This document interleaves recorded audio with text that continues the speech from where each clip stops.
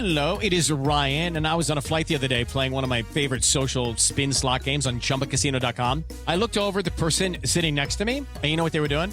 They were also playing Chumba Casino. Everybody's loving having fun with it. Chumba Casino is home to hundreds of casino-style games that you can play for free anytime, anywhere. So sign up now at ChumbaCasino.com to claim your free welcome bonus. That's ChumbaCasino.com and live the Chumba life. Sponsored by Chumba Casino. No purchase necessary. VGW Group. Void where prohibited by law. 18 plus. Terms and conditions apply. The brutal murders of 14-year-old Larry Ordway and his brother, 16-year-old Maurice Gordon, sent shockwaves through the Louisville community where the brothers' bodies were found. Following up on a tip from the assistant principal at the boys' school, police were able to identify Larry and Maurice. And they had already talked to the boys' mom, Elizabeth Wren, but they hadn't released the identities of the boys to the public yet. And the community was incredibly uneasy about what had happened and what kind of person is still on the loose in their neighborhood. Elizabeth Wren was able to point police in the direction of 25-year-old Brice Rhodes, a local rapper who brags about being in the Louisville drug and gang scene. The boys were last seen getting in the car with Brice on Saturday. Their bodies were found Sunday, dumped in the yard of an abandoned house, bloodied and burnt. A forensic artist was able to come up with some renderings that were released publicly Monday, and by Tuesday, police had identified the boys and named Brice as their main suspect. Detectives knew they would need more than just a sighting of the boys getting in a car with Brice. And the big break that they needed came unexpectedly from Larry and Maurice's mom, when she explained that the reason that she didn't report her sons missing is because when she called Maurice's phone, their best friend Anwan answered, and he said the boys were fine.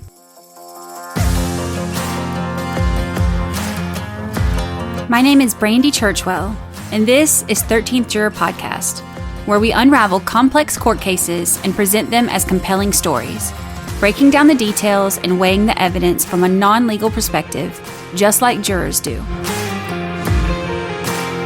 Today, we are taking a look at the tragic murder of 3 Louisville natives who were all in the wrong place at the wrong time, and the man responsible for those deaths, Kentucky rapper Brice Rhodes.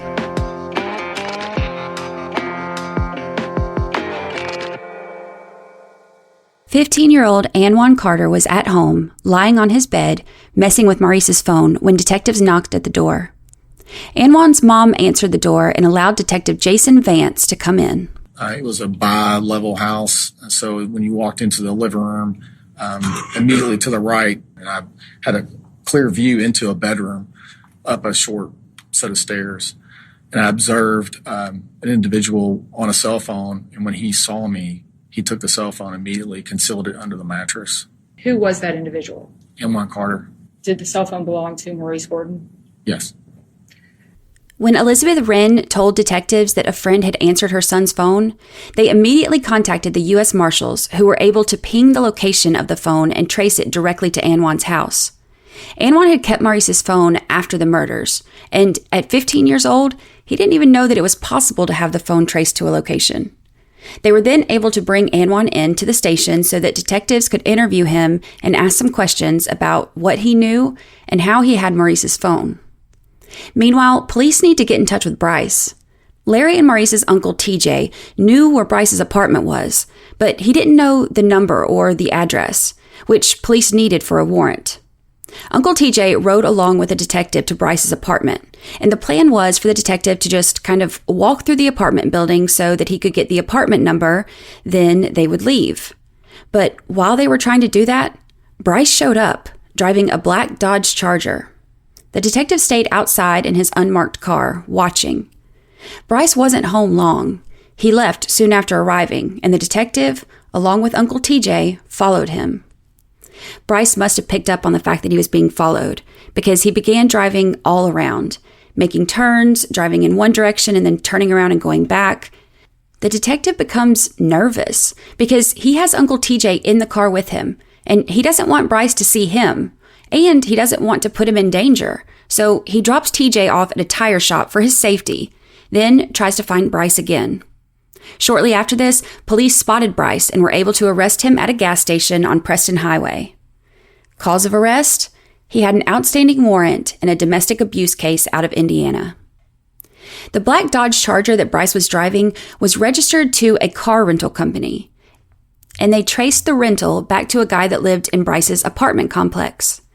They talked to him, and turns out he let Brice borrow the car a couple of times. Once was that day, which was a huge mistake since now police have seized it, and also on Saturday, which is when Larry and Maurice were seen getting in a black Charger to leave home and never return again. While they're talking to this neighbor, he tells detectives that Brice's car that he normally drives is a blue Mazda, which was in the parking lot at the time. Detectives decide to go take a look. As they approached it, they first noticed that one of the windows was down, and as they got closer, there was an overwhelming bleach smell that raised all kinds of red flags. All of us true crime and justice junkies know that's a bad sign. Another red flag, the back seat had been removed and the carpet had been removed from the trunk. Police are able to get a search warrant for Brice's Mazda and the apartment that he shares with his mom. Just like the Mazda, the apartment had a strong smell of bleach, and detectives noticed it the second they opened the door. In the apartment, they find some items of interest. There's a hammer and some knives that are found under a mattress, so the knives are collected for testing. They also sprayed luminol throughout the apartment to test for the possible presence of blood. Luminol is a chemical that lights up with a blue glow when mixed with an oxidizing agent like blood. So investigators will spray it anywhere that they think that there might be blood, like a crime scene that has been cleaned, where it's hard to visually tell if there's any trace of blood.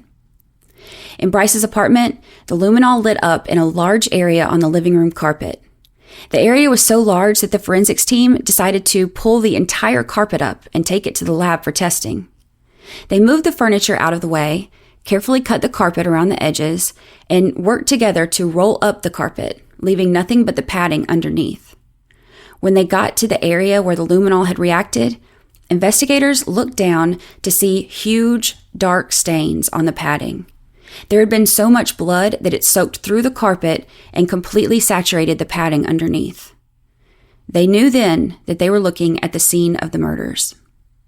Back at the station, detectives began to ask Brice questions about Larry and Maurice, but only asks about them missing. They don't yet tell Brice that they know that the boys have been murdered. Brice plays it off, kind of trying to distance himself from the boys, saying they were cool because they all played basketball together sometimes, but he was cool with a lot of people. You close to these kids at all? Like cool, we play basketball. I'm cool with a lot of people. Well, let me ask you, how tight were you with them? Did you hang out with them on a regular basis? They was cool. Yeah, we hung out different times, different times. All right. Did Went to the park, play basketball, might go out to eat or something. They was cool. I mean, everybody was cool. It was like, it's a big neighborhood. Everybody hangs with everybody. Everybody's cool. They ask Brice if he knows anyone else in the family, and Brice tells detectives that he briefly dated their mother, Elizabeth Wren, last summer. I used to date their mother probably like last summer. Used to talk to her and stuff. Not date her, but like just kind of like hang out. Yeah, hang out with her, go to the get something to eat or something. But we talked with me and her. Then I just see them at the basketball courts and stuff like that. But everybody was friends. Brice doesn't say anything about having seen the boys on Saturday. In fact, he tells detectives that the last time he saw them was last Tuesday. He thinks at the Circle K around 4 p.m. They ask when the last time he was at their house was, and he said it was probably that same day. Brice basically tells the detectives that he wishes he could help find these kids. He's so concerned for others. Brice tries to point their attention in other directions, telling detectives that Larry and Maurice hung out sometimes with a 25-year-old guy named Joe, but he doesn't know Joe, he's just heard the name. He also tells them that Larry and Maurice's mom, Elizabeth Wren, was an alcoholic and she's on heroin, so the boys were always gone from home, and he would ask why they weren't in school. He also says they were in a gang, but he doesn't know which one, and he says that they would always be getting in fights at the basketball courts. But Brice would tell the boys when that happened that people come there to play basketball, not for all that mess. So they needed to take that negativity around the corner somewhere. What a community hero. Detectives realize that they aren't getting anywhere, so they thank Brice for his time and leave the room. They come back a few minutes later and tell Brice that they have video of him in the black Dodge Charger in front of Elizabeth Wren's house on Saturday. Now, this isn't true. There's no video. But they want Brice to believe that there is so that he'll fess up to going over there. It works, and detectives now have Brice admitting that he drove the Charger to Larry and Maurice's house on Saturday. Detectives then swap over to their next interview, Anwan. That doesn't go well. He doesn't want to say anything. He's scared and he wants to stay silent. He plays it off like, Brice is great and everything's great. I'm great. I don't know anything. Then he asks for a lawyer, so things stop right there. At least for a little while. Anwan has a chance to talk to his mom while at the station. And whatever that conversation was enough to make Anwan realize that he needed to tell the truth. He tells detectives that he's willing to talk to them. Another interview is done, and Anwan tells detectives everything. He lays it all out there. He tells them about being dropped off at Brice's with Jacory. Now, this is the first time that detectives have heard of Jacory, so they start working to get him in there for questioning as well. Anwan tells them about the boys being stabbed and how Brice said that he burned the bodies. He tells him about cleaning the apartment with bleach, and he tells them about taking the evidence to different dumpsters in Brice's Mazda, getting rid of the evidence, and then setting the dumpsters on fire. This is also brand new for investigators. So they pull up records looking for any reports of people who called in any dumpster fires on Sunday or Monday. And they're able to find a few. They send out a forensics team to check it out, and the forensics team was able to locate pillows, blankets, sheets, a shoe, all kinds of things. And when they were tested, they were confirmed to have the victim's blood on them. Everything Anwan is telling them is corroborated by the evidence.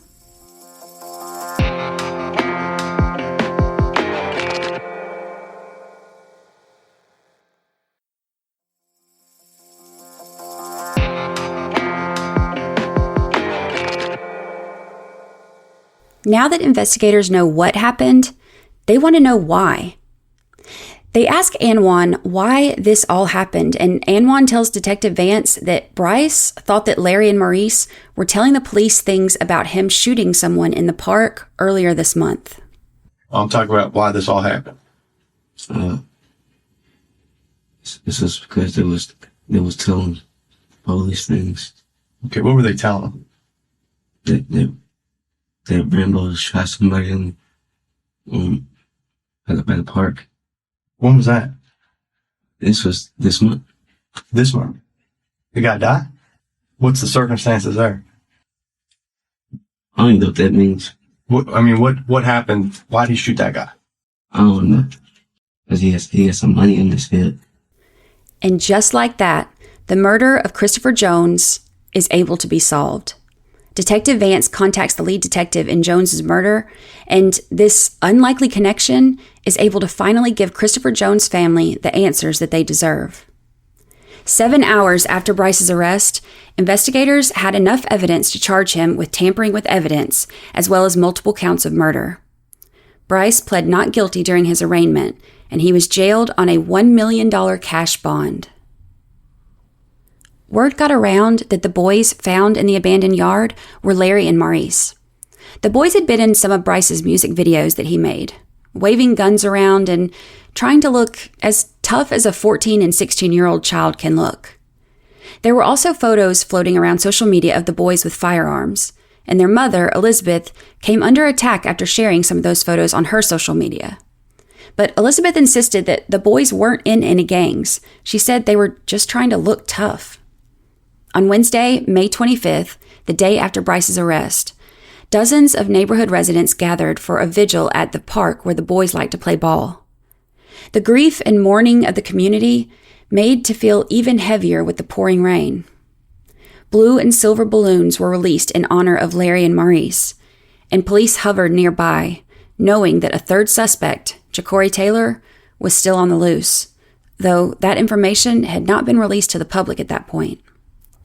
The emotional vigil came to a head when Elizabeth began shouting at the crowd, telling them that they need to stop bashing her on Facebook and come together for the kids. A woman nearby hugged Elizabeth, and the two held on to each other, sobbing, before Elizabeth went limp and fell to the soaking wet ground in grief. Later that day, police found 17-year-old Jacory Taylor and brought him in, where he was also charged for the deaths of his friends, Larry and Maurice. Like Anwan, Jacory didn't tell police everything at first. He was scared. He had seen what Brice did to Larry and Maurice when he thought that they were talking to police. Eventually, he also came around and made a statement to police about what had happened that night. Brice was given a copy of a police statement transcript while he was locked up, so he knew that Jacory had talked to police. The district attorney's office had decided to pursue the death penalty against Brice for the murders because of the aggravating circumstances and brutality behind them. So he knew that if he was convicted, there's a good chance he would be sentenced to death. So he needed to stop Jacory from testifying. Brice and Jacory were both being held at Metro Corrections, so Brice arranged for someone in the jail to hand-deliver a note to Jacory. On the police statement transcript, Brice had written the words, "Rats get exposed." Brice's letter said, quote, "Between us, you know what you said. I got the paperwork. So look, here's where shit gets real," end quote. He told Jacory that he needed to recant his statement to police to prove that he's not a rat. He wrote out a list of reasons Jacory could use to recant and told him to copy it in his own handwriting, then flush the letters from Brice. He also told him not to accept any plea offers from the prosecutors because all they have as far as evidence goes is he say, she say. Brice tells Jacory not to testify against him, even if they offer him something for his testimony. He tells him to stay focused, and he ends the threatening letter with, "Love you." Brice's first court appearance after the arraignment was held on May 31st, and right from the beginning, prosecutors and the judges could tell that Brice would be a big issue. Brice had hired a defense attorney right after he was arrested, someone that apparently knew his mother. But less than a week into things, the attorney realized that the victims were the grandchildren of his close friend, so he needed to recuse himself from the case. Brice wasn't happy about this. He and his attorney were in a holding cell when he broke the news to Brice that he had to recuse himself, and Brice's response was to spit on him. The deputy nearby jumped in between Brice and the attorney, and when they made it inside the courtroom, the attorney let the judge know that it would be best to keep them at a distance. When he was leaving, the attorney looked at Brice and said, "Nice cheap shot." Brice was handcuffed with a deputy on each side of him, but that didn't stop him from yelling back at the attorney, calling him a coward and telling him, "I'll see you when I get out." Nice cheap shot. You a coward. Nice cheap shot. You a coward. We'll see you. In another hearing, days later, Brice can be seen smiling while detectives described the murders and listed out the evidence. In August of 2016, Brice attacked a fellow inmate, knocking him to the floor and telling him that he will kill him like he did the others. 2 weeks after that, Brice spat on another inmate. Both of these incidents were caught on the jail's cameras. Brice was brought into court for the assault charges that he just earned himself, and because of Brice's aggressive and erratic behavior, he was brought in strapped down in a restraint chair and wearing a spit mask. Brice is wheeled in the courtroom with his wrists and ankles strapped to this chair, his face covered by the spit mask, and it looks more like a scene with Hannibal Lecter instead of a failed Louisville rapper. The restraints didn't keep Brice under control, though. He wasn't happy that he had to wear them, and he made it known to Judge White. She tells him multiple times to stop talking, and finally asks, "Are you done?" Brice replied, "No, I ain't done." When Judge White continues on with his charges, he tells her that he will find out where she lives and kill her and her whole family. You've been charged with assault in the 4th degree. I'm going to keep talking because I don't want to have to see you back here for this. What you think that? I don't give a fuck about none of that. I ain't do. So you're saying you're going to find out where I live at? I don't give a fuck about none of that. You got something, I'll be up. Okay. Those threats added on more charges for terroristic threats and intimidating a participant in the legal process, on top of the assault and terroristic threat charges that he was in court facing for his previous outburst. A few weeks later, Brice was in the day room at Metro Corrections, and he decided that he didn't want to return to his cell. He began breaking and throwing cleaning supplies. He ripped up an inmate observation document, and then he took a broken broom handle and started swinging it at the glass window, trying to break the window where an officer was standing behind it.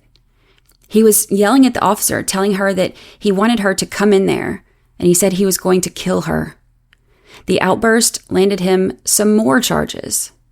Then, less than a week later, Brice threw urine through the crack of his cell door, hitting an officer in his head, neck, and ear.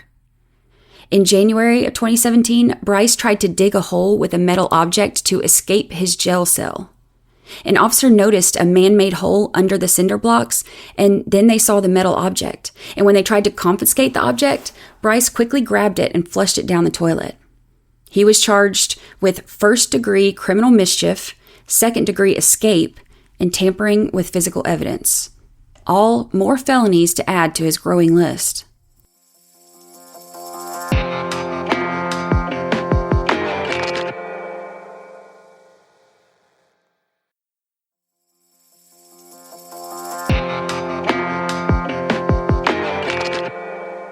Brice's nonsense continues for years.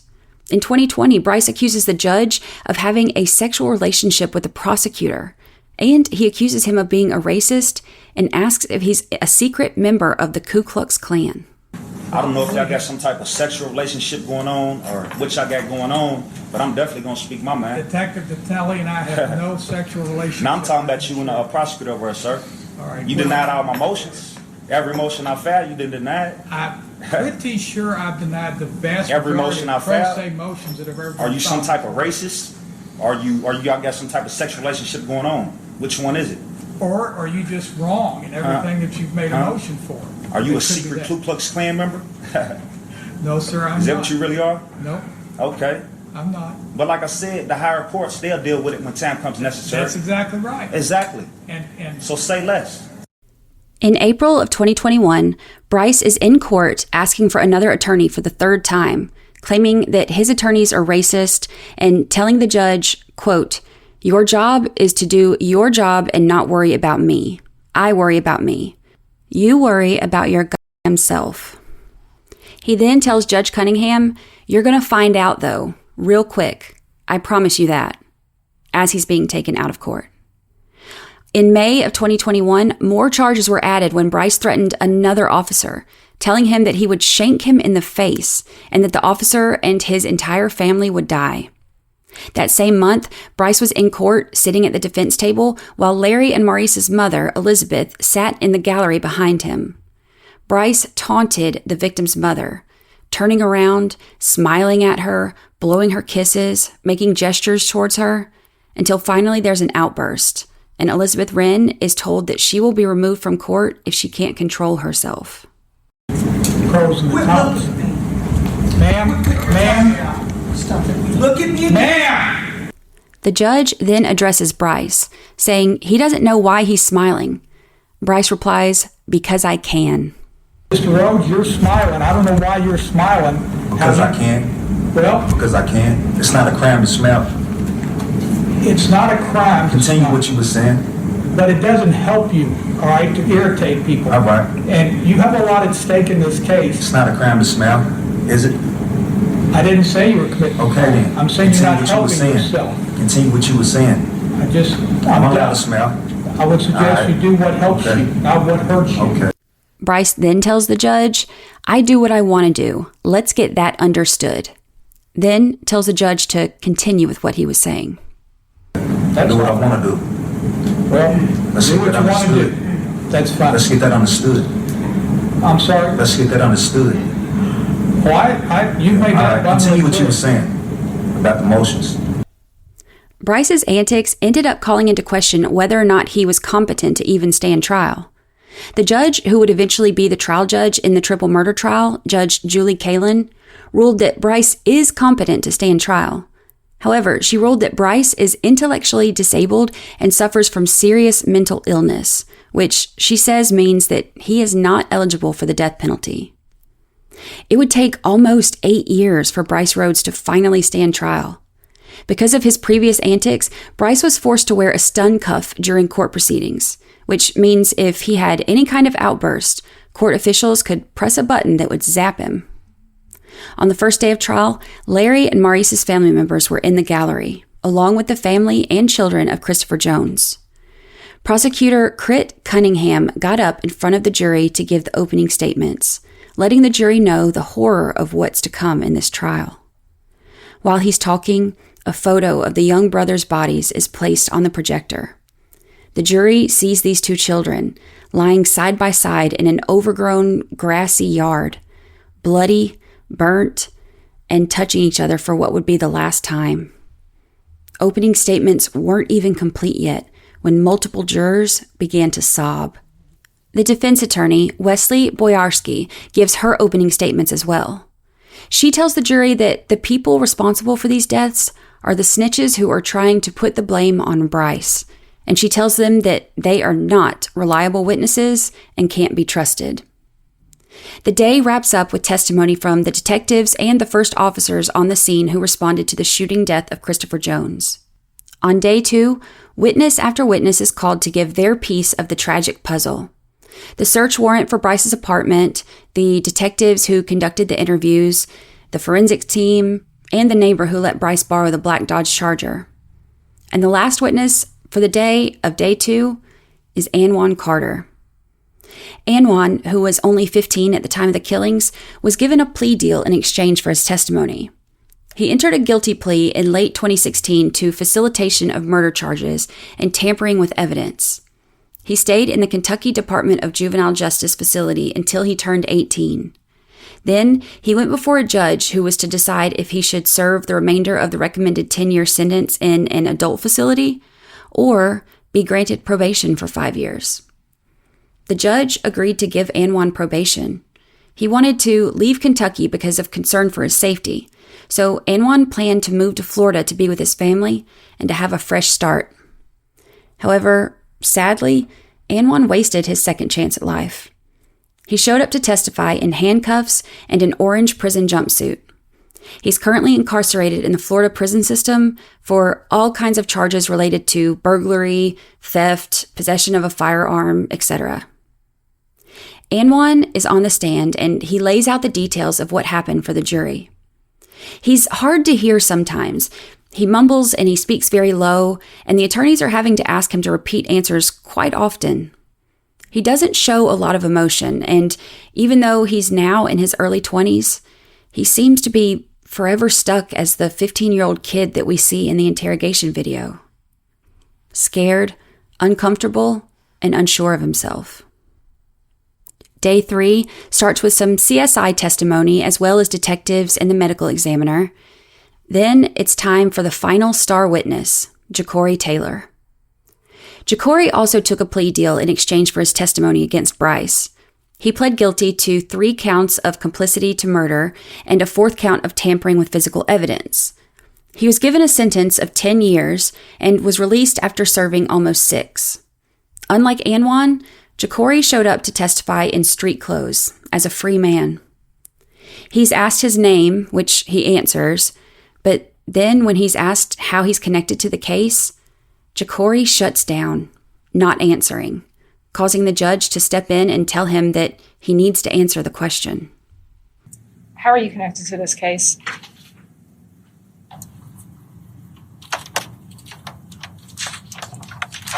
You need to answer the question.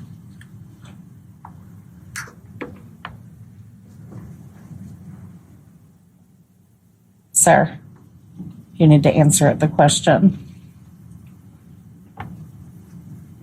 Sir, did you know Larry and Maurice? Yes, ma'am. The prosecutor moves on to start asking questions in a way that gets Ja'Cory to answer. She asks how he knew Larry and Maurice, and Ja'Cory answers, "They were my friends." He acknowledges that Anwan is his cousin, but when he's asked if he knows Brice, he shuts down again, not wanting to answer. The judge stops the proceedings and sends the jury out for about 10 minutes. She has Ja'Cory, an attorney, the prosecutors, and defense attorneys approach the bench. The prosecutor tells the judge that Ja'Cory isn't being deliberately evasive, but he's just really freaking out right now. Ja'Cory hangs his head. He fidgets and swivels in his chair. He's noticeably uncomfortable and is visibly upset. He tries to hold back his emotion and he tries to hide the fact that he's crying, as Brice sits just a few yards away staring at him. When the jury is brought back in, questioning continues, and Jacory answers the questions about who he knows, how he knows them, how they met, and what they do when they all hang out. He's still visibly crying, but trying to hide it. When the prosecutor begins questioning about the murder of Christopher Jones, Jacory shuts down once again, not wanting to talk. Hey, Mr. Taylor, I want to turn to the May 4th incident. I ain't got nothing to say.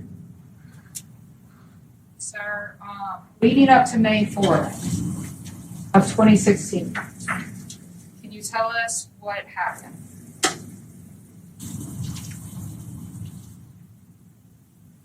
I ain't got nothing to say.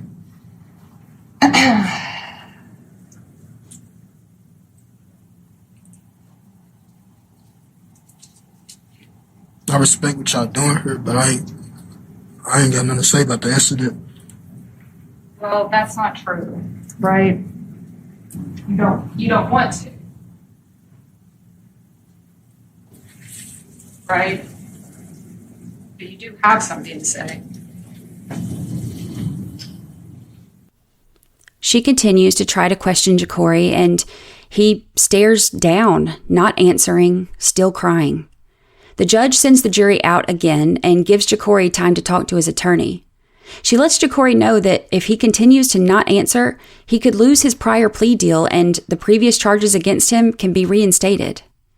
About 15 minutes later, Jacory returns to the stand.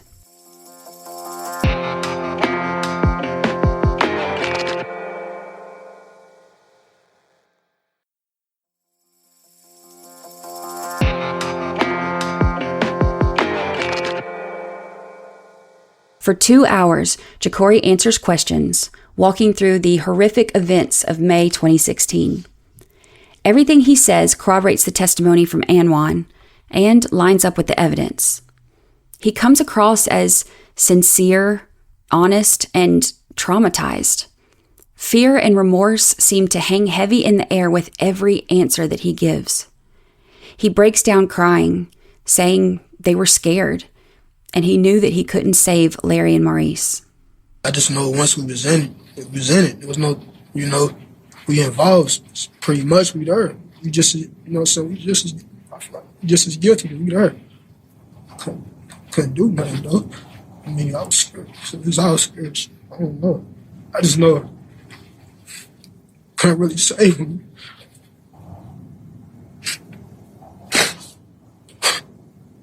Jacory was the state's final witness. Closing arguments were done, and Brice's fate was handed over to the jury at around 5:45 p.m. After less than 4 hours of deliberations, the jury returned a verdict. We, the jury, found the defendant guilty of murder. Brice Rhodes was found guilty on all counts. Guilty of the murder of Christopher Jones, guilty of the murder of Larry Ordway, guilty of the murder of Maurice Gordon, guilty of tampering with physical evidence, guilty of the abuse of a corpse for Maurice, and guilty of the abuse of a corpse for Larry. The following morning, the sentencing phase began. The prosecutors and defense both argued why Brice should or shouldn't be given the opportunity to eventually be eligible for parole, and then the jury heard from family members of the victims. Chris Jones' brother tells the jury how the murder of his brother has impacted their family, and how hard it's been on his children. He said his brother was a good man, and now he'll never have the opportunity to know his granddaughter.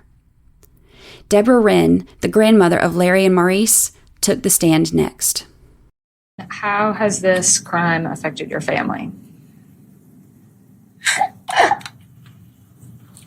can't even begin to tell you how this has been. Nothing is the same.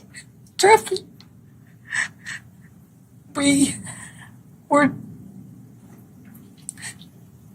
We just can't get over it. We cannot. We don't know how to deal with it.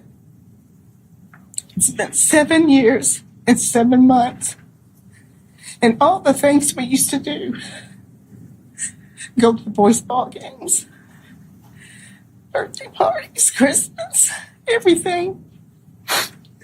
It's just not the same without them. The prosecutor also lays out for the jury the various convictions of Brice Rhodes. She writes each of the charges on a whiteboard in front of the jury so that they can see how extensive and serious Brice's rap sheet is, not even including all the charges that he's racked up since getting arrested. But also, and more importantly, so that they can see that he is not capable of handling probation. He was convicted of 3 counts of intimidation and 1 count of carrying a handgun without a license. Then 4 counts of armed robbery, 1 count of criminal confinement. Then another conviction for assault, 4th-degree domestic violence with minor injury. And another conviction for 2 counts of battery resulting in bodily injury. And another conviction for assault, 4th-degree domestic violence, minor injury. That's 4 or 5 different convictions at different times, and those are all different sentences that he was given for each. Brice Rhodes violated his probation every single time. The jury heard from a few more witnesses over the course of 2 days, and then began their deliberations on Brice's sentence. It took less than an hour for them to decide that Brice would spend the rest of his life behind bars with no chance at parole. The police remained pretty quiet about the involvement of Tiernan Coleman. Tiernan pled guilty in July of 2017 to facilitation of murder for the deaths of the brothers, as well as tampering with evidence and 2 counts of abuse of a corpse. Grandparents of the victims carried framed school photos of the brothers to court for Tiernan's sentencing, asking the judge to send him to prison. Tiernan was sentenced to 10 years. The other guy who was there that day has never been named. Brice will never walk the streets free again, but the damage that he's done means that the lives of so many people will never be the same. Christopher Jones' son is playing football and knows that his dad would be proud. He never got to meet his granddaughter, but the family makes sure to talk about him so that she knows how amazing her grandfather was. Larry and Maurice are remembered by their family for their fun spirits, their love of sports and music, and their sense of humor. Their mother has cautioned other parents to pay close attention to who their kids hang out with, warning that the company that they keep may prove to be dangerous. So while the families try to pick up the pieces and move forward with their lives without their loved ones, Anwan Carter is still serving time in the Florida prison system. And Ja'Cory Taylor has been given a second chance at life, one that he does not plan on messing up. If you're enjoying 13th Juror Podcast, please leave us a review on Apple and Spotify, and share this episode with your friends. For more information, photos, and episode guides, visit 13thjurorpodcast.com.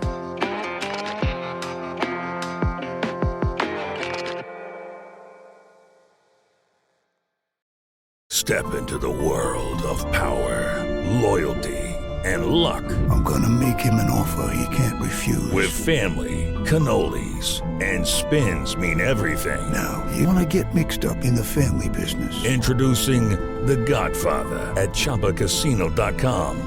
Test your luck in the shadowy world of The Godfather slot. Someday, I will call upon you to do a service for me. Play The Godfather, now at ChumbaCasino.com. Welcome to the family. No purchase necessary. VGW Group. Void where prohibited by law. 18+. Terms and conditions apply.